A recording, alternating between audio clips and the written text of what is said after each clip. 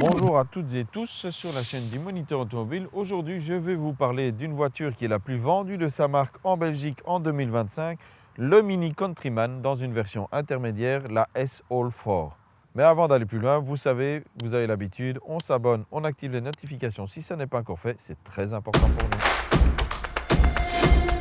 Alors ce nouveau Countryman, bien entendu, c'est la plus grosse Mini de série jamais produite, mais ça reste une Mini avec des codes qui sont indémodables, notamment ces optiques ici cerclées au niveau lumineux, mais on va voir qu'il y a différentes possibilités d'affichage en fonction des réglages que vous choisissez.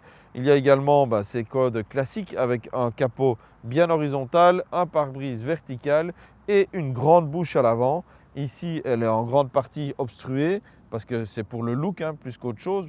L'aérodynamique compte quand même. On rappelle qu'il y a des versions électriques. On a le radar ici pour les aides à la conduite et le fameux logo Mini. On retrouve également ici deux fausses encoches qui donnent un côté un peu plus robuste à la voiture sans être exagérément aventurière non plus. Ce n'est pas la vocation de la voiture. Alors on ne se fie pas au John Cooper Works et au drapeau en damier, ceci n'est pas une voiture de course, c'est une voiture pour aller faire les courses, ou plus exactement la première Mini qui peut vraiment aller faire les courses en famille, puisque c'est la plus grosse Mini jamais produite, avec 4,44 m de long, 1,84 m de large et 1,66 m de haut, un empattement de près de 2,70 m, c'est clairement un gros bébé par rapport à la marque et à ce qu'elle nous avait habitués en termes de gabarit. On peut reconnaître malgré tout les vrais codes du style Mini avec les montants de pare-brise ici en noir. Alors forcément la couleur est très foncée ici, ça ne se remarque pas autant que sur une couleur claire. Le pavillon flottant, c'est classique. Les volumes et les surfaces assez simples et lisses ici. On a juste quelques petites encoches ici pour apporter un petit peu de verticalité à la voiture, un petit peu de muscle. Même chose pour les ailes avec la petite découpe très subtile. Et comme c'est un Countryman, le pavillon est flottant, oui, mais il a aussi sa petite casquette de rebelle ici à l'arrière, même si elle est un peu moins caricaturale que ce qu'elle était sur la version précédente. On retrouve par contre ce gros élément ici, dont l'accastillage va varier en fonction des versions. Ici, on peut le voir, c'est une version All4 puisque c'est une 4 roues motrices dans le cas présent. Et en parlant de casquette, celle-ci est plutôt costaude, vous le voyez, c'est pour maximiser l'aérodynamique. On rappelle qu'il y a une version électrique, même deux versions électriques de ce Mini Countryman. Ici, ce n'est pas le cas. J'aurais bien aimé qu'il cache l'essuie-glace ici, ils l'ont mis là, pourquoi pas, mais il n'a pas une grande amplitude, mais c'est suffisant au quotidien, ça fonctionne très bien. À l'arrière, on retrouve de nouveau les feux typiques des Mini récentes avec le graphisme ici qui permet d'afficher différents affichages, différents éclairages et jouer un petit peu sur le côté Union Jack du drapeau britannique, pourquoi pas. On a quelque chose qui est assez lisse, de nouveau, des formes simples, reconnaissables, costaude avec un bas de bouclier contrasté pour alléger un peu l'arrière. C'est quand on le regarde de plein profil, on se rend compte que c'est un peu lourd et avec des couleurs plus claires, il a un look déjà beaucoup moins sympa, je trouve. Mais ici, tout en noir ou en presque noir en tout cas, c'est plutôt pas mal. La voiture est sale, il pleut, c'est pas grave. Mais par contre, ça veut dire aussi que ici, pour ouvrir le haillon, c'est sale également et ça peut vite être mouillé quand il pleut. C'est pas super cool quand il faut l'ouvrir. Maintenant, bon, il y a l'ouverture avec le pied, ça peut jouer aussi. Alors au niveau du coffre, c'est vraiment un coffre à vocation familiale, c'est nouveau chez Mini, mais avec une capacité de 480 litres, pouvant être porté à 1390 litres quand on rabat la banquette. Donc ça devient déjà confortable. Vous voyez, il y a moyen de mettre deux bacs sans problème et encore des sacs de course, donc c'est quand même pas mal du tout, ou quelques valises éventuellement. Par contre, ne vous attendez pas à une modularité exceptionnelle. Vous avez un petit espace de rangement ici, mais ça se limite à ça. Ça reste pratique, soit dit en passant.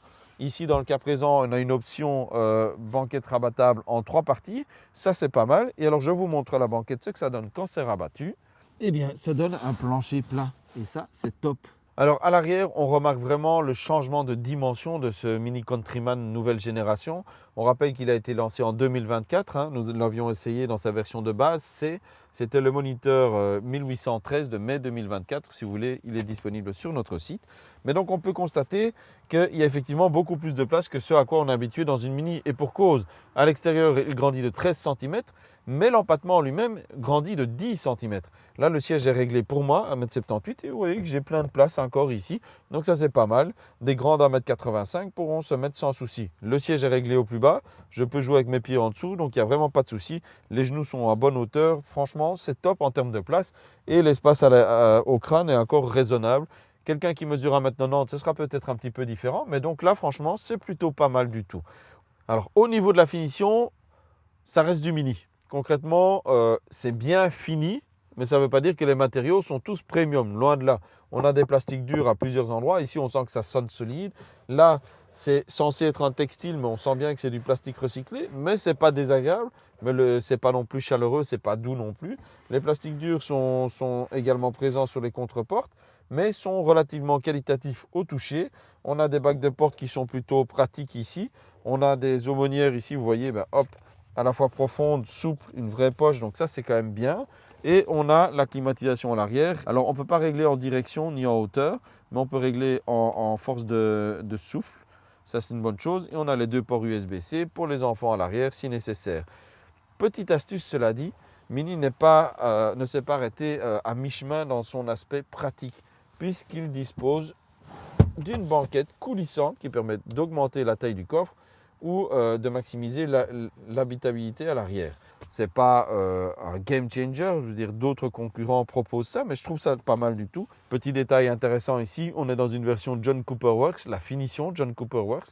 Ça se remarque également à l'arrière avec des éléments contrastés rouges, que ce soit les surpiqûres ici, la bande ici sur la coudoir centrale par exemple. Donc voilà, ce sont des petits éléments, mais ça ne change pas fondamentalement par rapport aux autres versions. Bon, à l'avant ici de ce Mini Countryman, franchement, on est plutôt bien. Moi, j'adore le style. En tout cas, ça a une vraie personnalité. Ce n'est pas toujours parfait sur le plan ergonomique, ça c'est certain, on va y revenir.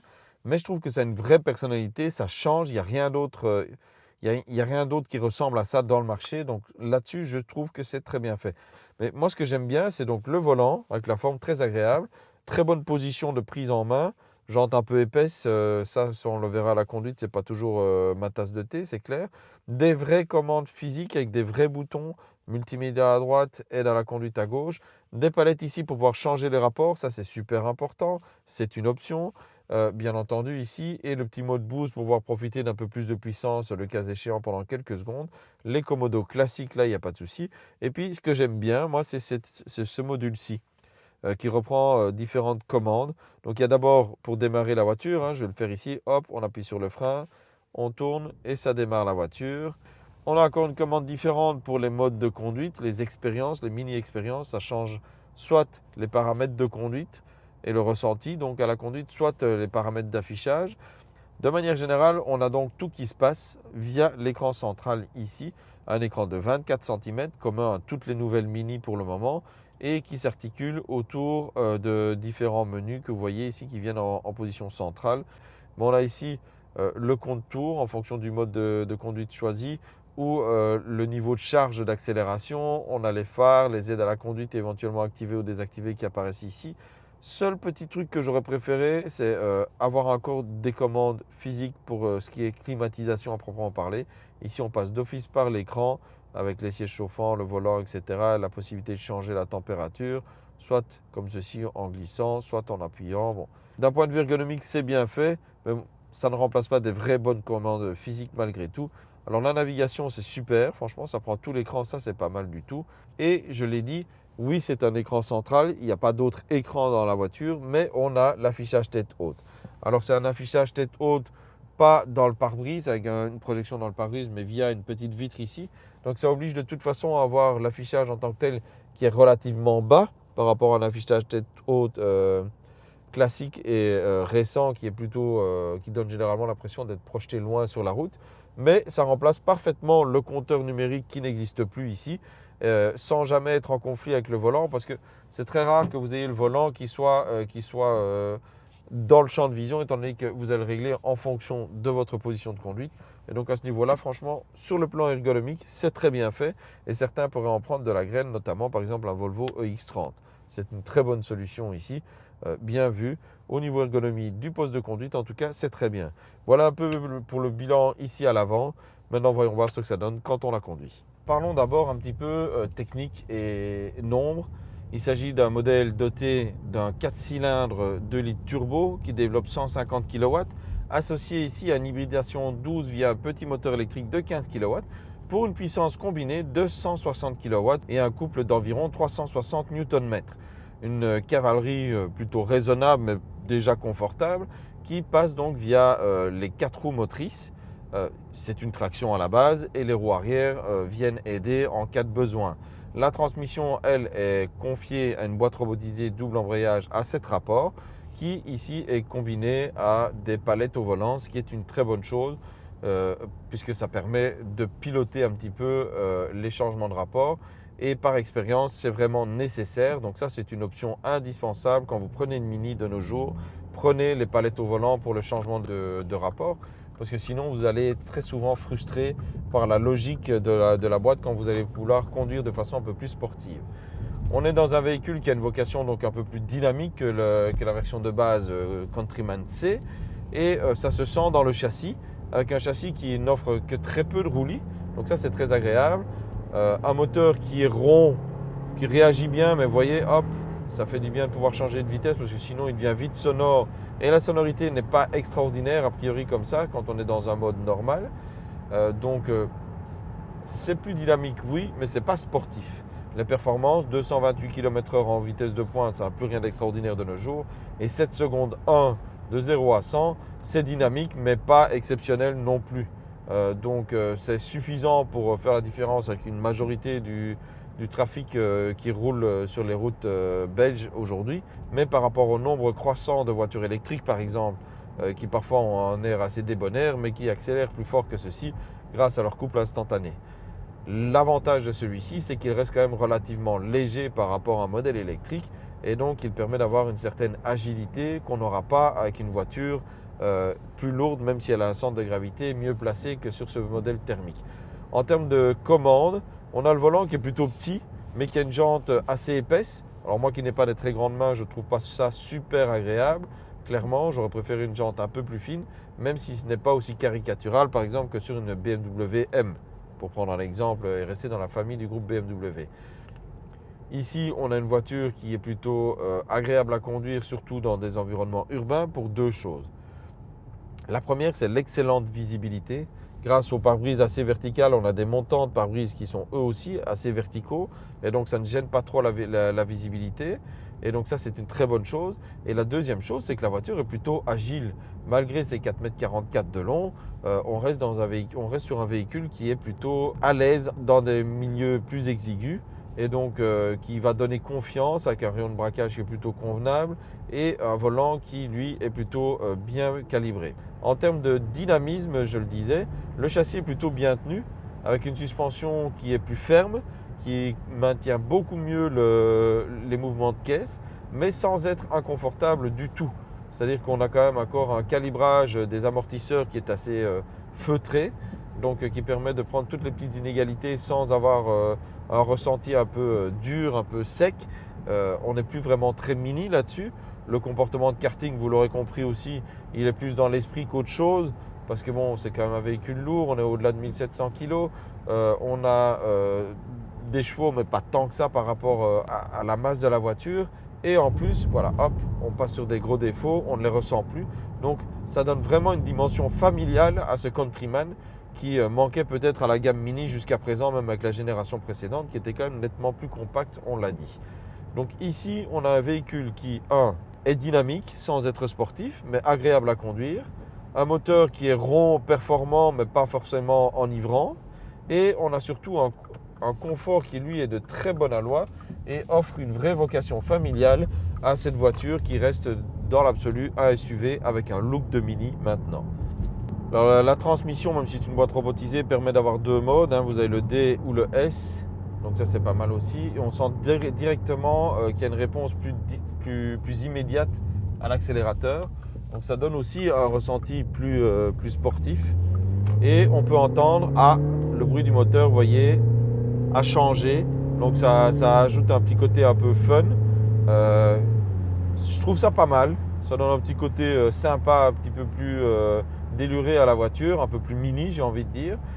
Bien entendu, vous avez toujours ce qu'on appelle les mini experience. Donc ici, via ce bouton-ci, hop, on peut changer le différent mode. Voilà, vous êtes en vivid, vous avez le timeless. Donc par exemple, ça change chaque fois l'affichage en plus du calibrage de la direction, etc. Mais c'est surtout esthétique ici. Mode carte, et là vous entendez, on a le moteur qui fait plus de bruit. on a une réponse plus directe à l'accélérateur. Le volant est un petit peu plus consistant dans les mains. Et là, on a une voiture qui prend envie, qui donne envie de rouler. Alors qu'on était dans une familiale un peu pépère, un peu plan-plan, confortable, sans plus, etc. Et avec un bourdonnement plus qu'autre chose. Là, on a une petite voiture. On a l'impression d'être de nouveau dans une plus petite voiture avec un petit côté un peu plus nerveux. C'est super agréable. C'est sur commande, donc vous n'avez pas ça tout le temps, donc c'est pas caricatural non plus, c'est pas contraignant, mais quand vous avez envie de vous amuser un petit peu, vous mettez ce mode-là et vous êtes un peu en mode conduite sympa. Hop, et vous voyez, on peut repartir. Là, hop, il repart pas très bien. Mais par contre, grâce aux palettes ici, je peux décider, hop, je descends, hop.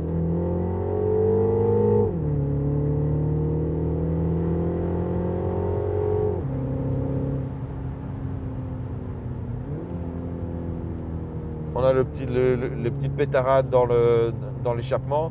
Et si ça passe par l'audio, on est d'accord, c'est du 100% audio, mais c'est amusant quand même. Et hop, on peut dépasser. On a une réactivité qui est quand même agréable. Donc ça, c'est quelque chose de fun, de vraiment mini. Et ça rassure un petit peu parce que sinon, on avait l'impression que mini s'était un petit peu perdu sur le plan dynamique avec les modes classiques.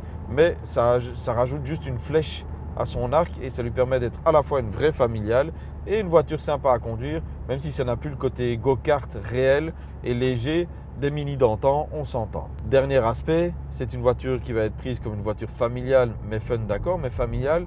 Donc on va penser aussi aux aspects un petit peu plus terre à terre, comme la consommation par exemple. Elle est annoncée à 6 litres au 100, normalement, WLTP, avec des émissions de CO2 de 153 grammes pour cette version-ci. Dans cette configuration John Cooper Works, c'est raisonnable, mais très honnêtement, ce n'est pas très éloigné de la réalité, étant donné que moi j'ai une consommation moyenne qui s'est établie aux alentours de 7 litres et demi, sachant qu'il fait froid. J'ai profité un petit peu de la voiture, mais avec le chauffage et ainsi de suite. Donc je trouve que c'est plutôt raisonnable par rapport au niveau de performance de la voiture, au poids de la voiture également. Donc là-dessus, c'est plutôt réussi. Le bilan est plutôt positif pour Mini sur ce domaine, je veux dire, économique. On n'est pas dans une voiture qui n'est pas chère à utiliser, on s'entend bien, mais qui reste tout à fait dans la norme et qui n'a pas à rougir par rapport à ses concurrentes sur ce plan-là.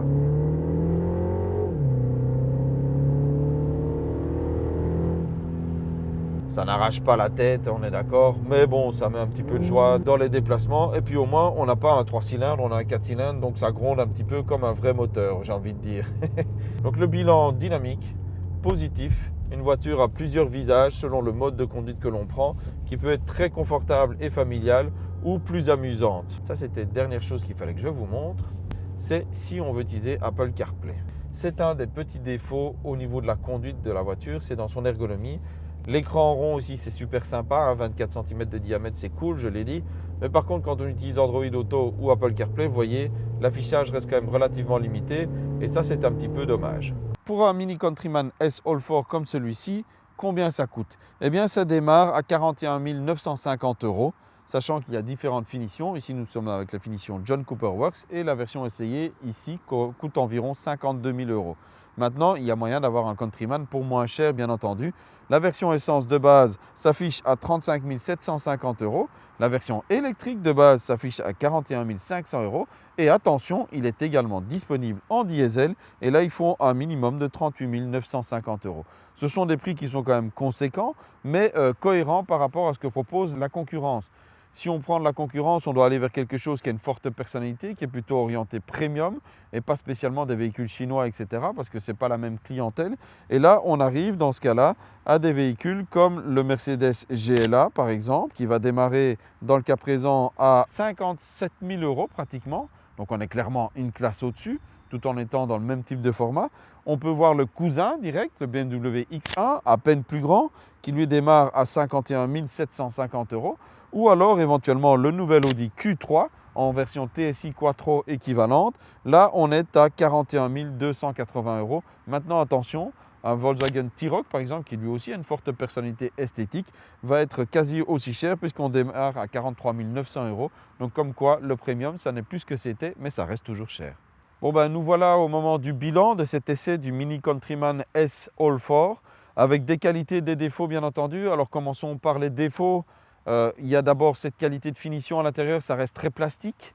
Il y a l'intégration de certains éléments comme l'Apple CarPlay ou l'Android Auto qui sont assez petits et le fait que tout soit centralisé autour de cet écran rond au milieu du tableau de bord. Mais il y a aussi bien entendu le fait de se poser la question, est-ce qu'à ce format-là, est-ce qu'on a toujours à faire vraiment une mini? Est-ce que c'est cohérent avec l'image de la marque? Ça, chacun jugera. Smart fait bien des modèles encore plus grands aujourd'hui. Passons maintenant aux qualités, et elles sont indéniables. Il y a d'abord cette personnalité, aussi bien à l'intérieur qu'à l'extérieur. C'est un look à nul autre pareil, et c'est souvent pour ça qu'on l'achète également. Il y a le côté très ludique à la conduite. On peut passer d'une voiture familiale bien sous tout rapport, très simple, très cool, à un modèle beaucoup plus engageant dans la conduite en prenant le mode go-kart par exemple. Donc ça c'est vraiment très sympa parce que là les différents modes, il y en a beaucoup trop mais certains sont vraiment bien marqués et ont une vraie plus-value. Et enfin, il y a le côté habitabilité, quitte à avoir une grosse mini. Ici, c'est une vraie familiale avec de la place à l'arrière, la banquette coulissante, un vrai coffre. Je trouve que c'est plutôt pas mal du tout. En tout cas, une certitude, ce n'est pas par hasard que ce Mini Countryman est le modèle le plus vendu de la marque en 2025 en Belgique et probablement encore en 2026. Ce n'est pas que parce que c'est un véhicule qui s'adresse aussi aux flottes de société, c'est surtout parce que c'est un véhicule qui n'est pas avare en qualité. J'espère que cette vidéo vous aura plu. Si ce n'est pas encore le cas, on s'abonne, on active les notifications et moi je vous dis à bientôt pour d'autres vidéos.